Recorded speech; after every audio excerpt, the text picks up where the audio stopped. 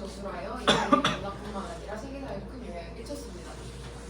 다음은 신곡에 대한 소개인데요. 신곡은 신의 노래라는 뜻이라고 합니다. 주인공인 단테가 지옥, 연옥, 천국, 사후세계를 여행하며 다양한 인물과 사건을 경험하는 방식으로 전개가 되는데요. 제가 생각했을 때 신곡에 약간 5가지 문학적인 포인트를 가지고 왔는데요. 첫 번째는 서사시입니다. 100편에 이르는 서사시로 이루어져 있으며, 그리고 지옥, 연옥, 천국 각 33곡, 30점 곱하기 3, 99곡 플러스 서국, 한국 해서 100편으로 이루어져 있으며, 그리고 3이라는 숫자는 삼위일체를 상징한다고 합니다. 그리고 모든 시구는 11음절로 구성되어 있습니다. 그리고 테르차 리마라는 게 있는데요. 이거는 시 전체를 기하학적 균형을 고려해서 ABA, BCB, CDC라는 복잡적인 운율 구조로 구성되어 있다고 합니다. 그리고 사상과 문학인데요. 단순한 종교 서사가 아니라 중세 기독교적 가치관과 철학, 그리고 그리스 로마 신화 요소와 결합된 작품이라고 합니다. 이거는 르네상스 시대가 약간 이렇게 그리스 로마 신화 이런 게 결합된 그런 시대라고 해서 이런 게 또 반영됐다고 하고요. 그리고 이탈리아의 정림입니다. 단테는 이탈리아어를 문학 언어로 정립한 인물로 평가를 받는데요. 신곡 이후로 피렌체의 토스카나 방언이 이탈리아어의 표준이 되었으며, 이는 당시 대부분 문학 작품이 라틴어야 쓰였던 것과 차별화된다고 합니다. 그리고 이 단테의 신곡은 미술, 음악 등 다양한 예술 분야에 강한 영향을 미쳤는데, 예를 들어 미켈란젤로의 최후의 심판 등이 있습니다. 이 신곡을 이야기하자면 일단 시대 배경을 빼놓을 수 없을 것 같은데요. 이 신곡을 작성할 때 구엘프파와 벨린 황제파의 대립이 있었다고 합니다. 구엘프파는 교양을 지지하며 신성 로마 제국의 간섭에서 벗어나 도시국가의 독립과 자치를 원했고요. 그리고 여기에는 피렌체, 볼로냐, 제노바 이런 세력들이 있었고, 그리고 이 구엘프파에는 부유한 상인, 금융업자, 중산층, 길드 등이 있었습니다. 그리고 벨린은 신성 로마 제국 황제를 지지하며 중앙집권적인 황제의 권위를 인정하고 귀족 중심의 정치를 원했는데요. 여기에 도시들에는 밀라노, 시에나, 피사 등이 있었다고 합니다. 그리고 이들은 전통적 귀족이나 대지주, 군사, 귀족층들이 차지했다고 합니다. 이들은 몬테페르티 전투를 겪었는데요. 이 전투를 통해서 황제파가 피렌체 부일들을 격파하고 피렌체를 장악했습니다. 하지만 이런 황제파의 영향은 오래가지 않았는데요. 베네벤토 전투를 통해서 교황이 프랑스 왕조 앙주의 샤르를 지원하여 기벨린을 황제파를 격파했고요. 이를 통해서 구엘프가 피렌체를 다시 차지하고 기벨린 세력은 완전히 추방되게 됩니다. 하지만 이러한 교황파의 영향도 또 오래가지 않았습니다. 이들은 또 내부 분열을 하게 되었는데요. 백구엘프와 흑구엘프로 나뉘어서 갈등하게 됩니다. 백구엘프는 교황의 간섭을 줄이고 피렌체의 자치를 강화하려는 운동파였고요. 흑구엘파는 교황의 권위를 강하게 지지하며 로마와 밀착하려는 강경파였습니다. 결국 1301년 프랑스 샤를 백작과 교황이 개입하면서 피렌체를 점령하였고, 결국 흑구엘프가 집권하게 되었습니다. 그리고 신곡을 들어가기 전 2가지를 알아야 되는데요. 일단은 첫 번째는 단테는 백당, 그러니까 흑구엘파와 반대되는 세력이었습니다. 그래서 피렌체에서 추방이 되었고요. 그리고 2번째는 베아트리체라는 분을 알아야 되는데, 이 베아트리체는 단테의 첫사랑입니다. 9살 단테가 베아트리체를 보고 첫눈에 반했는데요. 그리고 난 다음에 9년 후에 또 다시 베아트리체를 보고 사랑에 빠졌습니다. 하지만 신분 격차 등의 이유로 인해서 부모가 정해준 상대와 결혼을 하게 되고, 베아트리체 역시 다른 사람과 결혼하게 됐고요. 그리고 이들의 관계는 이렇게 첫사랑으로 남게 됩니다. 하지만 베아트리체가 24살에 이른 나이에 죽음을 얻게 되거든요. 이 이후에 단테는 깊은 상처를 받았고 사후세계에 대해서 관심을 갖게 되었다고 합니다. 첫 번째 저는 지옥을 소개해 드리겠습니다. 여러분이 생각하는 지옥은 어떤 모습이며 가장 큰 죄가 무엇이라고 생각하시나요?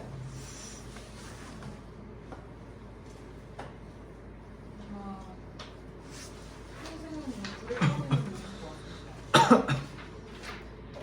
단테가 생각한 지옥은 다음과 같는데, 일단 첫 번째, 우리의 인생길 반고비에서 올바른 길을 잃고서 난 어두운 숲에 처했네. 이야기가 시작되게 됩니다. 단테는 눈을 떠보니 어두운 숲에 있게 돼 있는데요. 이 어두운 숲에서 단테는 사자, 남늑대, 표범을 만나게 됩니다. 이것은 권력욕, 애욕, 탐욕을 뜻하는데요. 이 말은 즉슨 그 단테가 정신을 차리고 보니 자기는 권력욕, 애욕, 탐욕만 남아있고 자기의 이런 자기 마음 상태를 어두운 숲이 말하게 됩니다. 근데 여기서 갑자기 빛이 나면서 이런 한 스승, 그러니까 모르는 사람이 나타나면서 이야기를 하는데요. 내가 이끌어주겠다, 나를 따라와라 라고 이가 말합니다. 근데 또 그래도 단테는 두려움을 떨면서 나는 못 간다, 무섭다 그랬더니 베아트리체, 첫사랑이 날 보냈으니 넌 날 따라와라 하면서 얘를 이끌게 됩니다. 근데 이는 베르길리우스라는 시인인데요. 단테가 되게 존경했던 시인입니다. 자, 그래서 이제 시작하게 됩니다. 일단은 단테는 베르길리우스와 함께 지옥의 입구에 이렇게 도달하게 되는데요. 여기에는 카론이라는 문지기가 있습니다. 카론은 살아있는 자는 지옥문을 지나갈 수 없다면서 넌 안 된다, 못 간다 라고 했는데 베르길리우스가 아니 지금 이건 신의 의지다, 같이 가야 된다 해서 같이 가게 됩니다. 자, 1층 림보입니다. 이곳은 신을 알지 못했지만 선한 삶을 살았던 이교도들과 세례받지 못한 동망 깊은 인물들이 머물고 있는데요. 이들은 특별한 형벌을 받진 않지만 신의 은총을 받을 희망이 없어 영원한 슬픔 속에 있습니다. 호메로스, 오비디우스 같은 시인들과 숲 건너편 성에는 7개의 강과 7개의 성벽으로 둘러싸인 성 안이 있고 성이 있는데 여기에는 뭐 아리스토텔레스, 플라톤, 소크라테스 같은 철학자들이 머물고 있습니다. 사진은 다음과 같습니다. 2층은 애욕의 지옥인데요. 애욕에 휩싸여 삶을 망친 자들이 있습니다. 그들은 끊임없이 몰아치는 바람과 휘말려 허공을 떠돌며 평온 한순간 없이 영원한 방황을 반복하는데요. 입구에는 수문장 미노스가 있는데 이는 망자들의 죄를 심판하는데 꼬리로 몸을 휘감아 죄의 무게를 결정하고 그리고 그 죄의 무게에 따라서 이 지옥으로 떨어뜨리게 됩니다. 여기에는 클레오파트라, 헬레네 같은 역사적인 인물과 함께 비극적인 사랑을 나눈 프란체스카와 파울로 등이 있습니다. 이게 미노스고요. 이게 프란체스카와 파울로. 이런 2층 애욕지옥은 이렇게 바람에 계속 휩싸이게 됩니다. 다음은 탐욕지옥입니다. 생전에 개걸스럽게 음식을 탐했던 자들이 여기서 고통을 받고 있는데요. 끝없이 비가 내리고 진흙탕이 뒤덮여 있으며 역겨운 냄새가 진동한다고 합니다. 이들이 왜 탐욕지옥, 그러니까 왜 계속 식탐을 부리는 이들이 왜 여기 있냐라고 하면 이때 시대에는 이렇게 탐욕을 부렸던 분들이 되게 지금 되게 잘 사는 계속 막 시민들의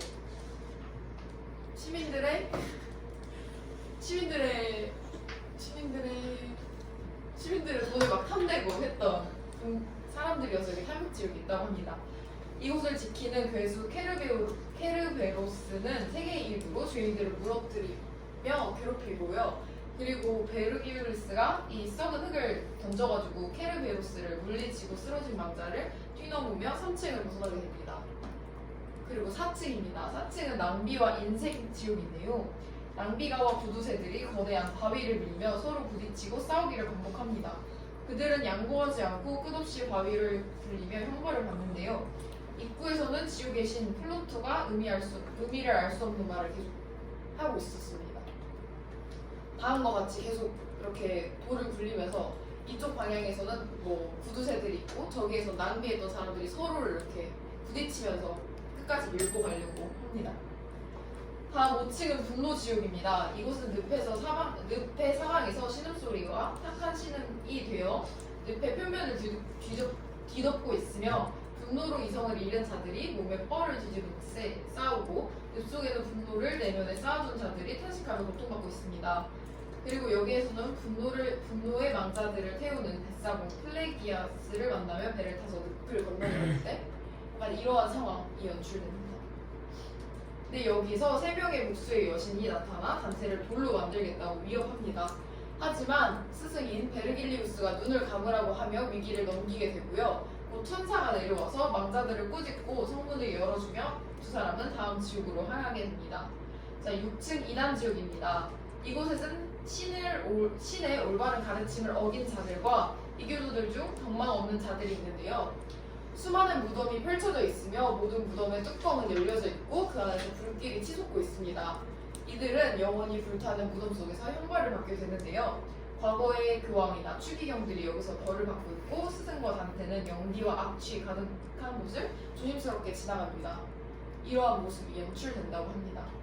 7층은 폭력 지옥인데요. 여기는 세 개의 계곡으로 이루어져 있습니다.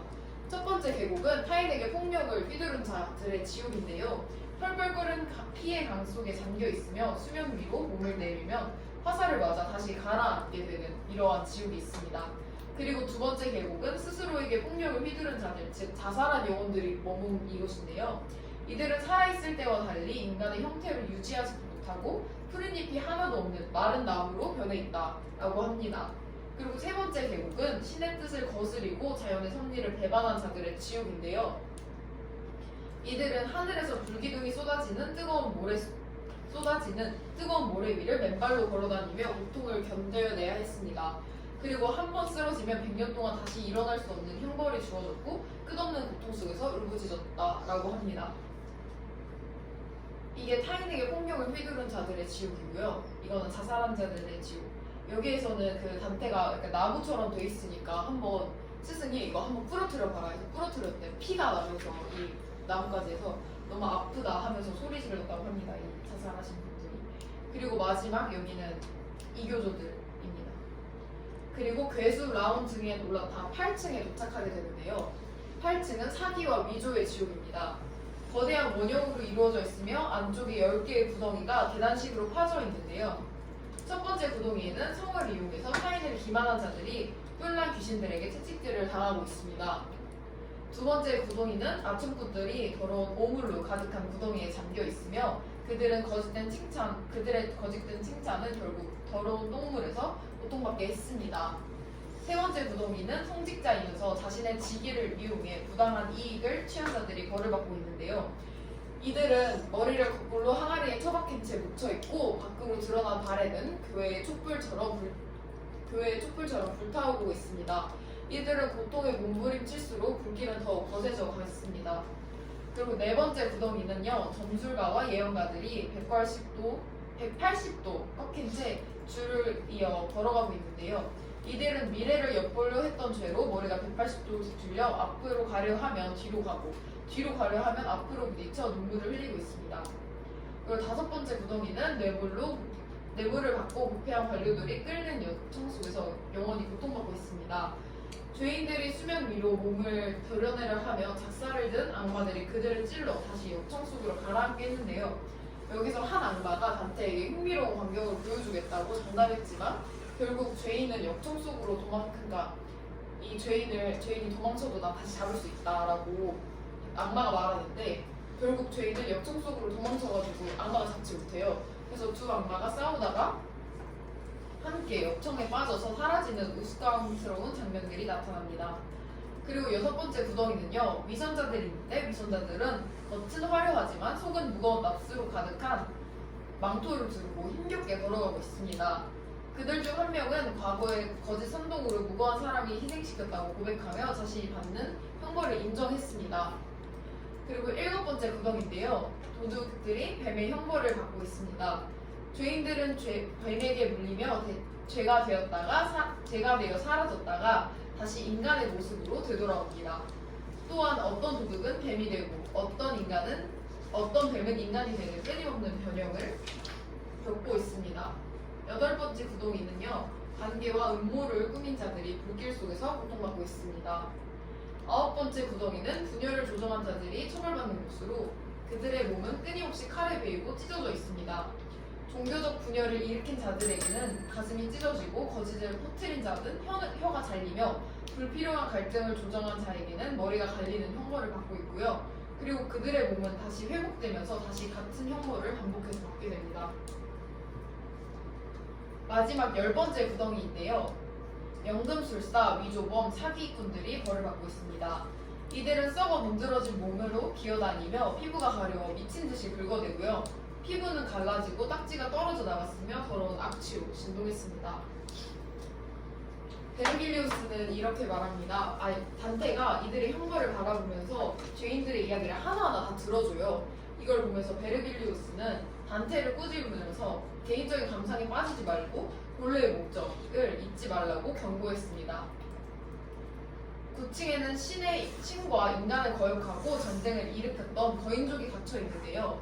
이들 중 한 거인인 안티오스가 단테와 베르길리우스를 지옥의 최하층으로 내려다 주게 됩니다. 마지막 최하층인 9층 배신지옥인데요. 얼어붙은 지옥의 코기토스로 배신자들이 얼음 속에 갇혀 고통받는 곳입니다. 이곳은 다시 4개의 구역으로 나눠지게 되는데요. 첫 번째 구역은 카이나입니다. 친족을 배신한 자들이 반쯤 얼음에 잠긴 채로 벌을 받고 있습니다.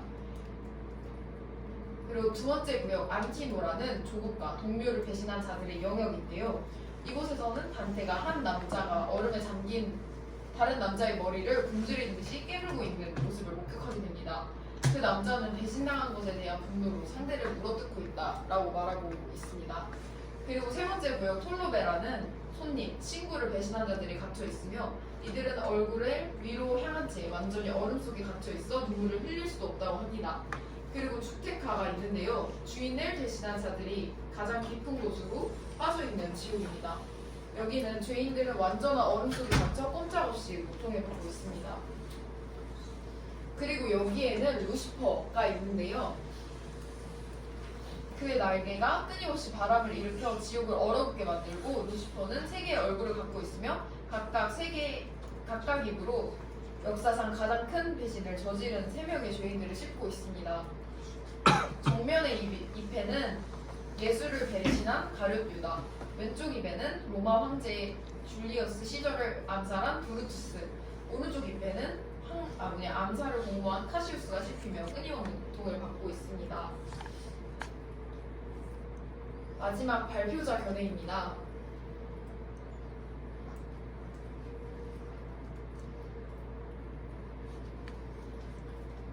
저는 단테의 신곡, 특히 지옥을 보면서 그 단테가 생각한 지옥에 대해서 보면서 저를 되게 많이 돌아봤던 것 같은데, 만약 내가 지금 죽었다면 어떤 지옥에 가 있을까라는 생각도 많이 하게 됐고, 그리고 내가 만약에 단테였다면 이 고통들을 어떻게 보면서 어떤 생각을 했을까를 많이 생각했는데, 제가 제일 많이 생각했던 건 좀 나도 이런 죄악들을 경계하면서 살아야겠다. 나도 모르게 되게 죄를 많이 짓고 살았구나. 그리고 개인적으로는 제가 교회를 가지 않고 있는데 안 되겠다. 교회를 가면서 다시 조금 반성하고 회개하면서 다시 돌아가야겠다. 나는 이런 다시 지옥에 빠지지 않도록 조금 더 회개하고 천국에 갈 수 있도록 조금 더 노력해야겠다라는 생각을 많이 했던 것 같습니다. 감사합니다.